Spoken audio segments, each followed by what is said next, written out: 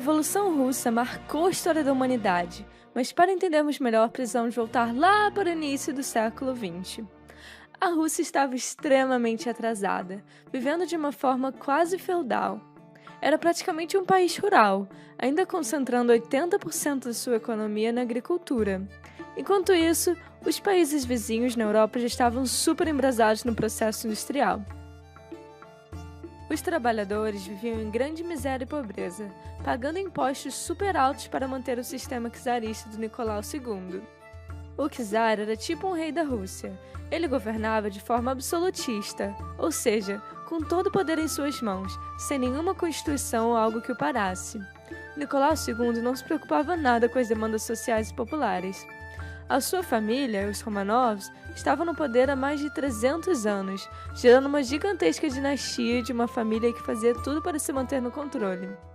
A palavra czar vem de referência no antigo Império Romano do Oriente mesmo, já que remete a César, que era uma palavra justamente para definir um título real, e não um nome. Assim, em meados de 1890, o czar cansa de ficar para trás em relação aos outros países e decide fazer a transição para o sistema industrial, o que acabou sendo feito de uma forma rápida e desorganizada. Além disso, o Império Czarista gastava boa parte do seu orçamento com guerras, como a Guerra Russo-Japonesa. Revoltados com as condições miseráveis que viviam, sem saneamento, comida e condições dignas de trabalho, o povo decidiu ir às ruas manifestar na frente do Palácio de Inverno, onde eles planejavam entregar uma carta de reivindicações por melhorias nas condições de trabalho. Mas o que era para ser um domingo legal com a família se tornou uma tragédia. A Guarda Real fuzilou milhares de manifestantes. Quem mandou a ordem de massacrar os protestantes ainda é uma grande polêmica, mas é fato que o czar nem estava no palácio no dia. O que importa é que o massacre, que ficou conhecido como Domingo Sangrento, provocou uma série de protestos ao redor do país inteiro. Além disso, no mesmo ano, marinheiros russos que sofriam com castigos físicos e eram servidos carne podre, não aguentando mais as condições de vida, se rebelaram contra o poder dos comandantes do czar, tomando um navio de guerra. A coisa ficou feia para o Nicolau II, que para amenizar o caos propôs em outubro as leis fundamentais, que serviam como a Constituição, e a Duma, que seria um parlamento nacional, mostrando certa abertura política, mas no final ele a dissolveu. Essas medidas acalmaram o povo por um tempo, mas com a chegada da Primeira Guerra Mundial, em 1914, eles se agitaram novamente. O exército russo não tinha nenhuma preparação para ir à guerra ao lado da Tríplice Entente. Os russos estavam sendo derrotados todas as vezes e porque os alimentos e materiais estavam sendo voltados aos soldados, a população entrou em uma crise de abastecimento, fome e inflação. Com a Rússia em extrema miséria e crise, o povo viu no comunismo uma forma de levantar o país das cinzas. Resumidamente, o comunismo é uma doutrina política e econômica com o objetivo de dar fim às lutas de classes e promover a igualdade social, por meio do fim da propriedade privada e a coletivização dos meios de produção. Os nomes por trás dessa ideologia utópica são Karl Marx e Friedrich Engels, e para você entender melhor, eu recomendo que assista a esse vídeo aqui. Na Rússia, estava se movimentando um grupo que se pautava nessas ideias marxistas, o Partido Operário Social Democrata Russo, o POSDR, sob a principal liderança de Vladimir Lenin. Porém, dentro do Partido Operário Social Democrata Russo, o pessoal ainda tinha ideias muito diferentes, por isso se dividiram entre mencheviques e bolcheviques. Os mencheviques eram minoria e acreditavam que tudo deveria ser levado com mais calma e moderação. Primeiro, a burguesia deveria tomar o poder e desenvolver o país, por meio de uma reforma industrial capitalista profunda, enterrando o regime czarista. E só depois, os operários deveriam seguir com a Revolução Comunista, sem a ditadura do proletariado. Porém, os bolcheviques, que eram a maioria, não estavam com paciência para aliança com a burguesia, não. Eles queriam era a revolução, o governo do proletariado, controlado pelos trabalhadores diretamente. Eles contavam com o apoio dos camponeses, que eram tão oprimidos como eles pelo regime czarista. As tensões cresceram mais ainda, o que fez o povo se rebelar e se juntar ao movimento revolucionário, forçando a saída do czar Nicolau II em fevereiro de 1907, que ficou conhecido como a Revolução de Fevereiro. Assim, foi formado um governo provisório, onde o parlamento, de maioria burguesa, assumiu. Nessa época, eles estavam promovendo pouca participação política dos sovietes, que eram conselhos de operários ao redor da Rússia, sendo o maior o de Petrogrado, o que era a capital e que hoje em dia é a cidade de São Petersburgo. Porém, as ações políticas e a manutenção do país foram um desastre, e eles não atenderam a principal demanda do povo: tirar a Rússia da guerra. Dessa forma, Lenin publica as Teses de Abril, onde ele defendia paz, pão e terra, além de todo o poder aos sovietes. Com paz, Lenin dizia tirar a Rússia da guerra. Com pão, resolver a escassez de alimentos. Com terra, a distribuição das terras aos camponeses, por meio de uma reforma agrária.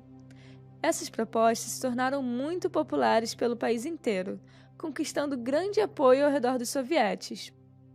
Assim, no dia 25 de outubro de 1917, os bolcheviques tomam os prédios governamentais e outros pontos estratégicos, declarando o governo bolchevique e a implantação do socialismo.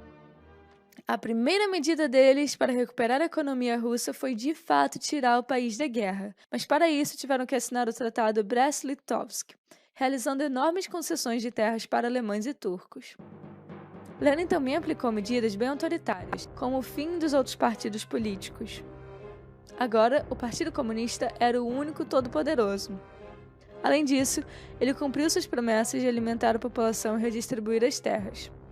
Mas você acha que todo mundo aceitou de boa? Claro que não! Houve uma resistência enorme contra a Revolução Bolchevique, explodindo em uma guerra civil.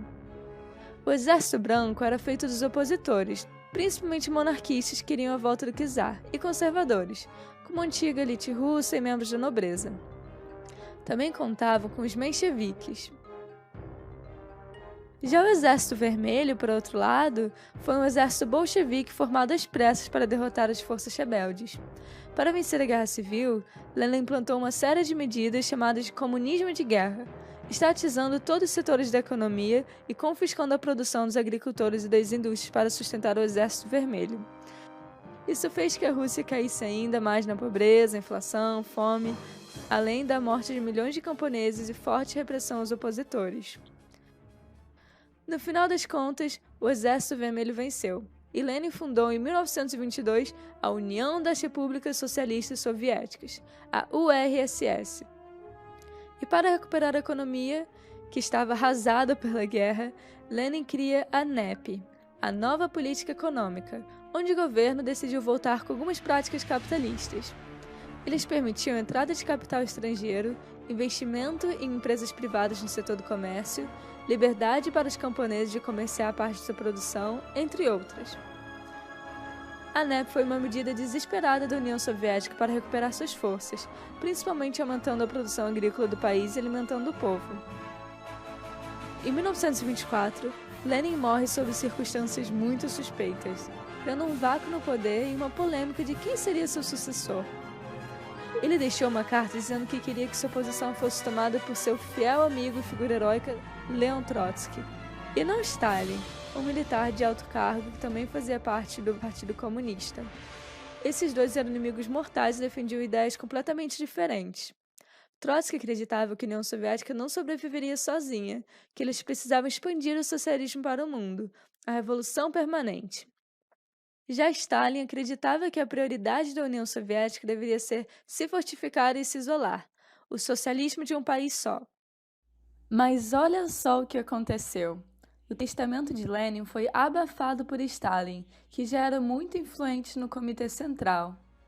Assim, ele passa a assumir maior poder e autoridade na União Soviética, até mandando seus espiões matarem Trotsky em 1940, enquanto ele estava exilado no México, onde teve um caso com a pintora Frida Kahlo.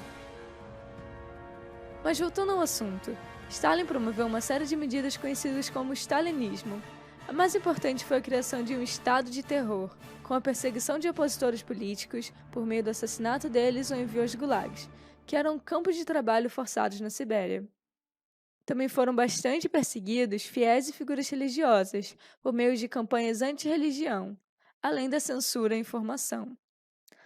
As principais medidas foram a planificação da economia, ou seja, centralização da economia no Estado, além de abolir a NEP e criar os planos quinquenais. Quinquenais significam que acontecem a cada 5 anos, ou seja, a cada 5 anos eles seguiram metas específicas para desenvolver o país. Stalin focou muito na industrialização, avançando muito as áreas de metalurgia, siderurgia e energia elétrica. Outra medida marcante tomada por Stalin foi a coletivização forçada das terras, que é a expropriação das pequenas e médias propriedades privadas para transformação em cooperativas e unidades estatais. Como resultado disso, em 1928, na URSS, 90% das propriedades agrícolas foram reduzidas, causando um enorme prejuízo de alimentos. A produção de grãos caiu consideravelmente e a quantidade de gado disponível foi reduzida pela metade. Isso gerou uma grande crise pela falta de alimentos, que resultou na morte de milhões de pessoas, conhecida como Grande Fome de 1932 a 1933. Na Ucrânia, a onda de fome proposital foi considerada uma forma de genocídio contra os kulaks, camponeses mais ricos que resistiram muito à coletivização das terras. Esse evento matou aproximadamente 4 milhões de ucranianos. Peraí, a gente está esquecendo algo muito importante que aconteceu nesse mesmo período de tempo. É a crise de 29. Com a queda da Bolsa de Valores de Nova York, os Estados Unidos entrou em uma grande depressão econômica. O mundo inteiro teve suas economias fortemente impactadas, mas e a União Soviética? Tio Stalin cresceu mais ainda. Pelo fato da economia da União Soviética ser fechada e não fazer acordos comerciais internacionais, eles não dependiam tanto assim dos países vizinhos, já que produziam tudo o que precisavam no próprio território de forma sustentável. Essa vantagem que a URSS teve, enquanto o mundo inteiro estava quebrado, fez com que ela se tornasse uma superpotência, conseguindo entrar como aliado importante na Segunda Guerra Mundial e depois como uma das nações mais poderosas do mundo durante a Guerra Fria.